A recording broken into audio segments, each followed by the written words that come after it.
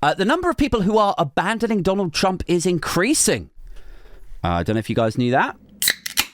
Quite exciting. Marjorie Taylor Greene is, of course, still the most notable. But also Alex Jones, conspiracy theorist, InfoWars, moron.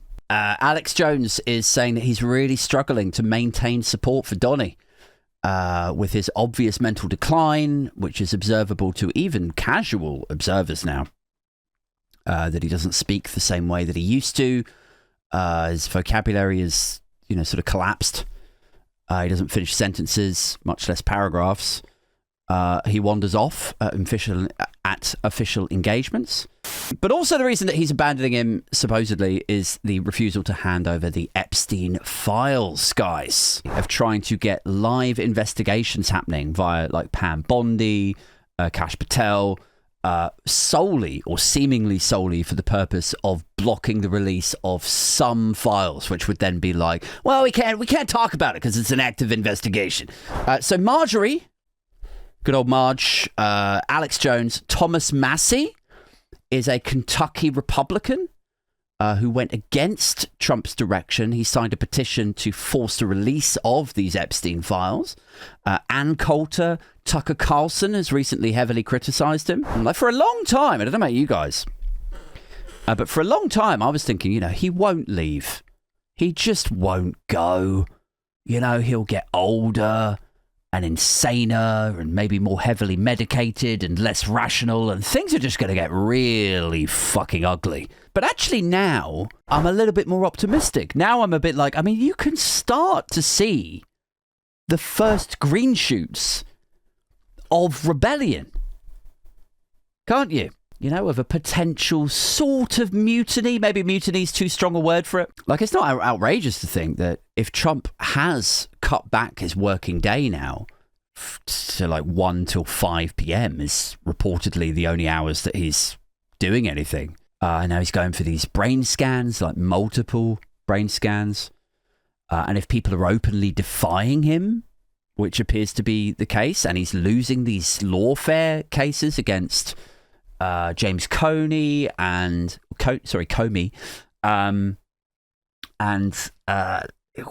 what's her name? Is it Letitia something? The prosecutor from New York who was going after him for the Trump Organization fraud. Both of those cases collapsed this week. He's beginning to look weak, or weaker, certainly. And the polling is going south, and it looks like they're going to lose the House in the coming months. And it's kind of amazing to think that we could be looking at the de-Trumpification of MAGA as early as next year. And what is MAGA without Donald Trump, right? Who is going to fill that power vacuum, you might wonder? Who is going to fill Golf Cart Mugabe's shoes is a question that danced across my brain matter this week. If we imagine the trajectory, just imagine for a second the trajectory that America has been on with the division, the hate, the extremism, the tribal media landscape, the echo chambers on social media. If we continue to progress the Republican Party along those lines, at those angles. So the Democrats will get more socialist, more left-wing, and that's why you start to see people like Mamdani in New York, and maybe AOC or Bernie Sanders going for the White House. But then in the RNC over here, you're going further rightward, more extreme. And you have to ask yourself the question, what is more extreme? What is further right than J.D. Vance and fucking Trump? Where do you go from ICE agents snatching black people off the street? If you're going to continue going in that, are we talking full-on camps now? Detention camps? And not just for people who are loosely connected with an immigration status, but maybe just dissidents? Maybe the family members of dissidents? Or maybe the actual declaration of the Democrats as a terror group? How further right could they go? Maybe an enabling act? Something along those lines? Who's going to take over, I wonder? When Trump finally goes to that great big Lolita Express in the sky.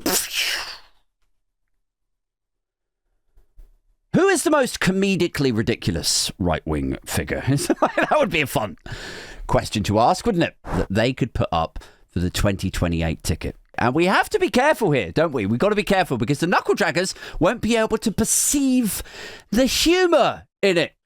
Will they? They'll just take this at face value again, just like the selling the Falklands thing. So here's a disclaimer, right? This is not serious content, guys. I'm not advocating the following suggestions as leader of the Republican Party or the presidential candidate. It's just for funsies. Okay. Mojo Sabian says Dean Cain.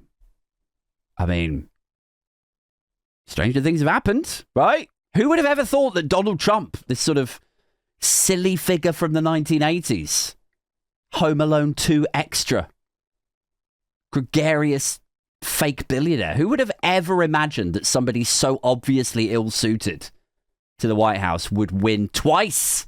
So, why not Dean Cain? Why not? Will says Charlie Kirk. There's a reason he can't do it. There's a reason Charlie Kirk can't go for the presidency, but it escapes me now. Here are some suggestions from myself. Option 1, Boris Johnson, because he's American, right? Boris Johnson, that good old patriot Boris Johnson, who shook off his security to go to a house party with his friend who was the son of a former KGB agent. Patriot's patriot.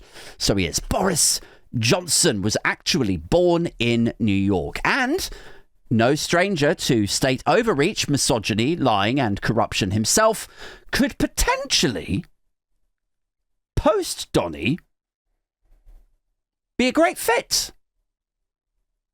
to fill that authoritarian shaped hole, or a hole for short. So Boris Johnson is option 1. Of course, a hell of a rise from the ashes it would be for him. 1 minute he's down and out, banned from Parliament for lying, and then goes on to take the presidency in America. What a guy. World king indeed. Second option is, fuck it, Netanyahu. Just accept the fact that Mossad and Benji and Epstein were all connected and everyone's gotten a little bit too co-opted or blackmailed or compromised or whatever.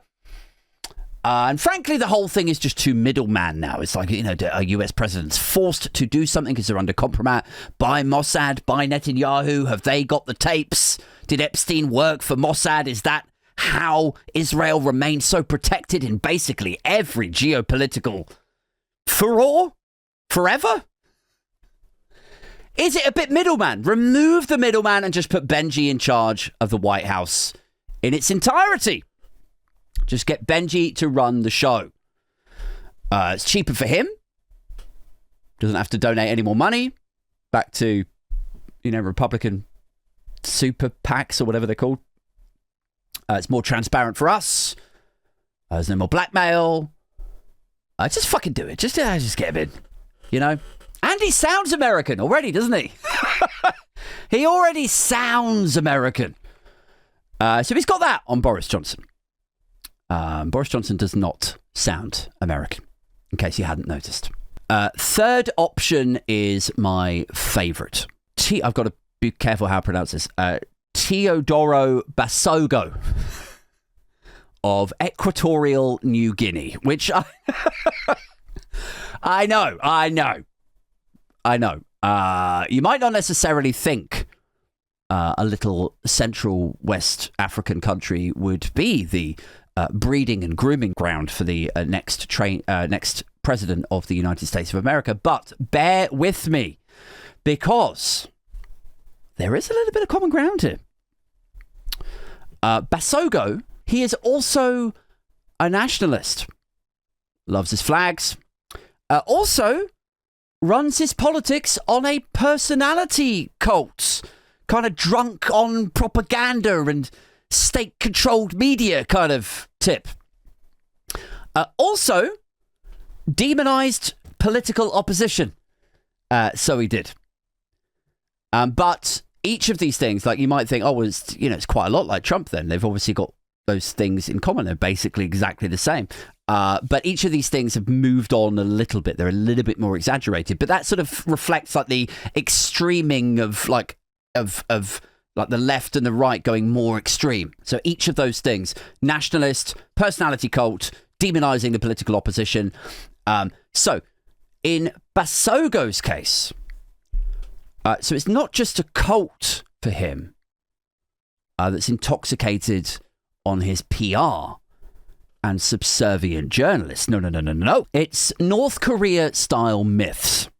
And, he was chosen by God. It's like that sort of stuff, right? And he cannot be removed from office because he's protected by supernatural forces. Supernatural forces. He's protected by. That's why he can't leave office. Because the ghosties and the ghoulies and the phantoms protect him. You can't piss off the phantoms. Keep telling you. And it's obviously batshit, isn't it? It's, he was chosen by God. He can't be removed. Phantoms, ghosts, whatever. But it is inarguably the next few steps down the basement staircase of MAGA, isn't it? From where MAGA is now. Like, if we follow MAGA's trajectory, I mean, we're already in, Trump was chosen by God kind of territory, aren't we? We're already in Trump is Jesus with all the memes. This is just a few more Kool-Aids and refreshed timelines away from that. This is where we're headed. It's not the Democrats are radical leftist Marxists and you should vote for us instead. No. It's opposition parties are banned. They're just full-on banned. Prominent critics have been jailed, tortured, or full-on disappeared. It is not pastors praying around Donny. And it's not just, Donald was chosen by God or he's a godly man or, all of that stuff. It's a few steps along. Again, it's witchcraft. It's fucking witchcraft on state television. So, I mean, I'm not saying, I can't stress this enough, for the knuckle draggers, for the flag fuckers, I'm not saying that I want to see this happen. I think he does. I think he really wants this. I'm saying, let's get the fucking, Baron Samedi off Live and Let Die to run the free world. Let's get that guy. Have you ever seen Live and Let Die? Like the black guy with the white painting, like dancing around doing the black magic stuff. I'm saying, let's get him. Let's get him to run the free world, doing spells in the Oval Office and town square burnings of dissidents. It's all I'm saying. I'm just saying, if you take the course that the American right are on currently, and you continue blissfully driving in that same direction, this is the place you end up in. Just another video with Adrian.